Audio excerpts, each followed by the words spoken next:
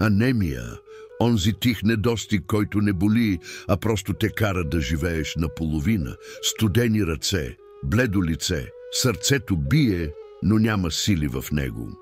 А бабите казваха: пий цвекло, ще ти се върне цветът в бузите. Червено като залез, цвеклото е храна, но и заклинание. Всяка капка от него е капка живот. Рецептата е проста, както всичко истинско. Едно средно цвекло, една ябълка, един морков, всичко се настъргва или се изцежда през суко и стисквачка. Добавяш лъжица мед, ако не си алергичен, и готово. Пие се бавно, сутрин, нагладно, всеки ден, в продължение на поне 2 седмици, после почивка.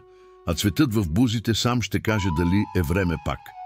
Днес медицината потвърждава това, което бабите знаеха. Цвеклото пълни кръвта с желязо, фолиева киселина и витамини. Връща силата, руменината, гласа на живота в тялото.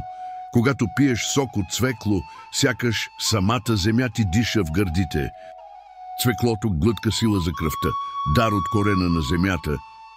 А ти, какви природни методи знаеш за лечение на анемия и ниско желязо? Сподели, твоите думи може да помогнат на някого.